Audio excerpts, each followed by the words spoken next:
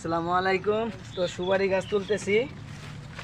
আপনারা এই সুপারি গাছগুলো অনেক বড় হয়ে গেছে, মা লাগাইছিল। তো গ্রামে আসা এই সুপারি গাছগুলো তুলতে হবে, তুলে লাগাইতে হবে যেহেতু মার কষ্ট না হয়। আসলে গ্রামে আসলে সবসময় ছোটোখাটো যা কাজ আছে সবগুলাই করতে হয়। আর কে কে গাছ লাগাইতে ভালোবাসেন অবশ্যই কমেন্টে জানাবেন।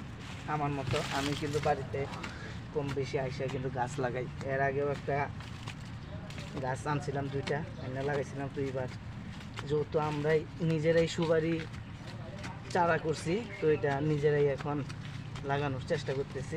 এই যে সুপারি গাছ তুলতেছি এখন। তো কারা কারা গাছ লাগাইতে বেশি ভালোবাসেন আর কি অবশ্যই কমেন্টে জানাবেন। আর এই যে গাছ তোলা আমার কেমন হইতেছে এইটাও কমেন্টে জানাবেন, ঠিক আছে? ঘুরে ঘুরে রুল করে গাছ তুলতে হয়। হ্যাঁ, এই যে গাছ তুলে লাগলাম, ঠিক আছে? এই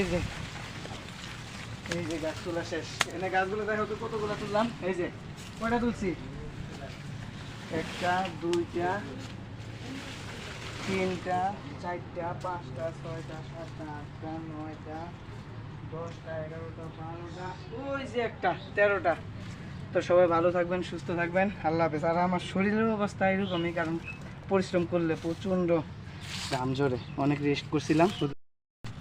আসসালামু আলাইকুম। তো সুপারি গাছ তুলতেছি। আপনারা এই সুপারি গাছগুলো অনেক বড় হয়ে গেছে, মা লাগাইছিল। তো গ্রামে আসা এই সুপারি গাছগুলো তুলতে হবে, তুলে লাগাইতে হবে যেহেতু মার কষ্ট না হয়। আসলে গ্রামে আসলে সবসময় ছোটোখাটো যা কাজ আছে সবগুলাই করতে হয়। আর কে কে গাছ লাগাইতে ভালোবাসেন অবশ্যই কমেন্টে জানাবেন। আমার মতো আমি কিন্তু বাড়িতে কম বেশি আইসা কিন্তু গাছ লাগাই। এর আগেও একটা গাছ আনছিলাম, দুইটা এনে লাগাইছিলাম। তো এবার যেহেতু আমরাই নিজেরাই সুপারি চারা করছি, তো এটা নিজেরাই এখন লাগানোর চেষ্টা করতেছি। এই যে সুপারি গাছ তুলতেছি এখন।